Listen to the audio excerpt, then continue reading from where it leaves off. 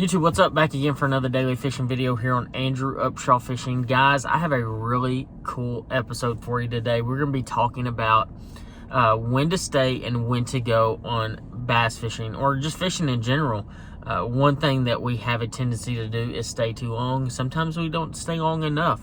So we're going to dive into that today and talk about how you can be better on the water catching fish. But, you know, just to kind of give you a brief update on what's going on, this week is a really busy week for me.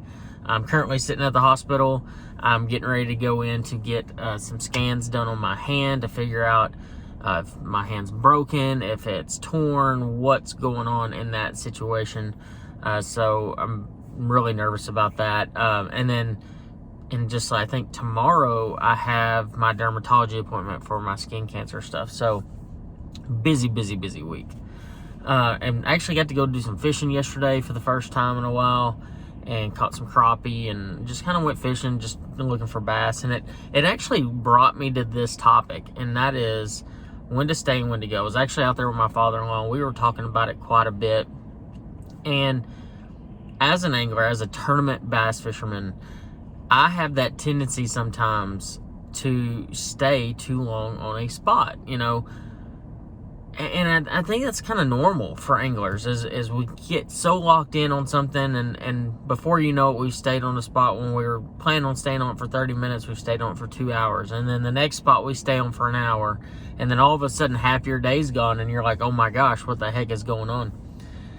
And I'm gonna blame something. And it might piss some people off, but for you anglers that know, you're gonna completely understand. Live scope, forward-facing sonar, active target, anything that looks forward has caused me to stay on places longer than I'm supposed to stay.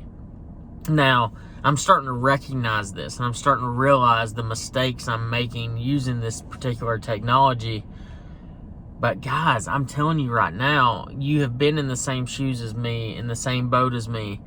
You get out there and you get in an area and you catch one and you start scanning around and you just see the mother load of fish, and you just see them fish everywhere, and they're following and following and following and following.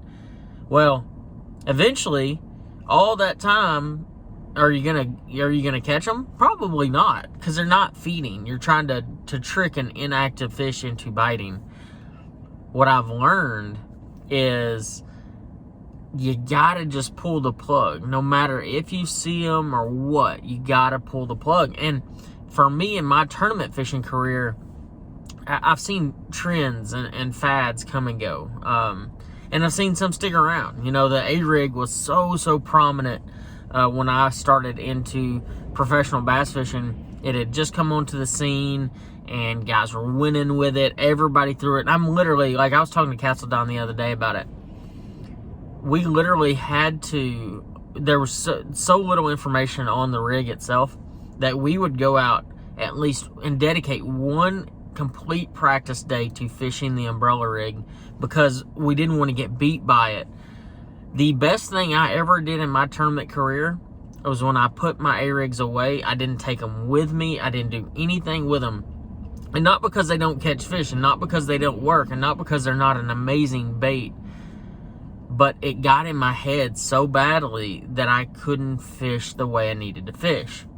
Now, with that being said, there's been countless giant bags, countless wins, countless big, huge bass that have been caught on an umbrella rig.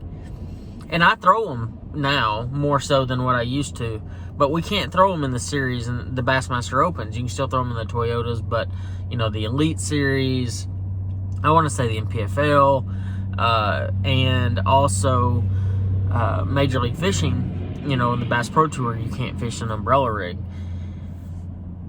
But when I did that, when I took that step away from it, I had more fun. I got back to what I knew how to do, and I had better performance on the water.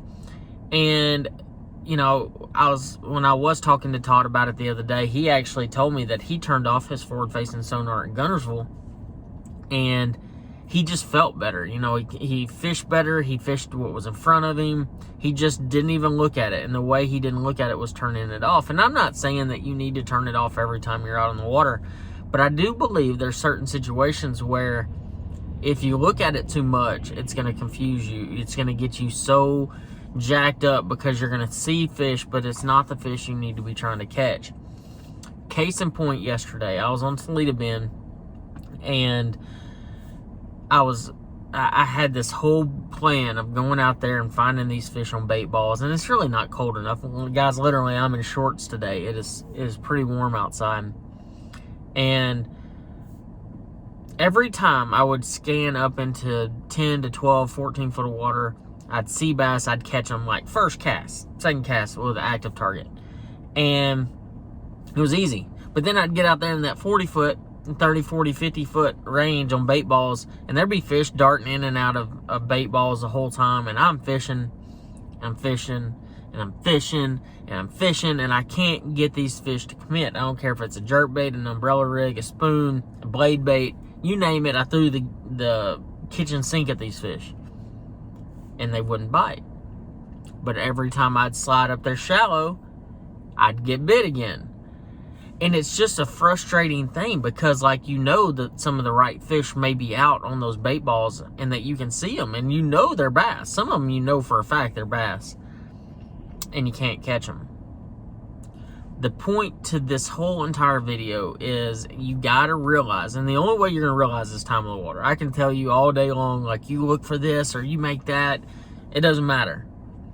You have to spend time on the water to realize what is going to be best for you and what's going to fit your situation the best and make you be a better angler on the water. So one thing that I do, and this is a new rule of thumb for me, is if I pull up to an area, and let's just say it's a drain, hypothetically speaking, it's a drain, and I start scanning the drain, and I see some bait, and I see some fish, and I throw it 5 or 6 fish, or whatever it is, and I don't catch one, I'm leaving. 10 minutes. 10 minutes is my time span. I'm gonna give myself 10 minutes to figure out how to catch those fish, and if I don't figure it out, I'm out. I'm out. Because the reality is, and you're gonna know this when I tell you, the reality is, when you pull up to a place that the fish are there and they're ready to eat, how many casts does it take you to get them to bite? Tell me. 1. It takes 1 cast. When the fish are fired up and you're in an area where they are wanting to bite and they are ready to bite, how many casts does it take? 1. It doesn't matter if you're fishing a point, a drain, anything. If you're in an area where those fish are ready to eat, they're going to eat. And that is something that you need to remember the next time you're in the water. We can have all the best technology. We can have all the best equipment, rods, reels, baits. We can have $30 jerk baits. We can have $50 umbrella rig set up. So we can have all these different things. But at the end of the day, you can only make fish bite that want to eat. Now, is there going to be 1 out of 1,000, 1 out of 100, 1 out of 5,000 that bite when you're out there in open water? Sure. And maybe you're better than I am. And probably a lot of you are better than I am when it comes to that stuff. But I've spent a lot of time using forward-facing sonar. I've spent a lot of time bass fishing all across the country. I'm telling you guys, when you get in an area where the fish are wanting to bite, truly, a lot of times it doesn't even matter what you throw. You're going to get a bite pretty quick, and you're going to realize these fish are biting. And then you can stay. And then if you stay for a couple hours, cool. No big deal. But the most important thing I want you to take from this is don't get caught up with seeing things that you don't have any control over.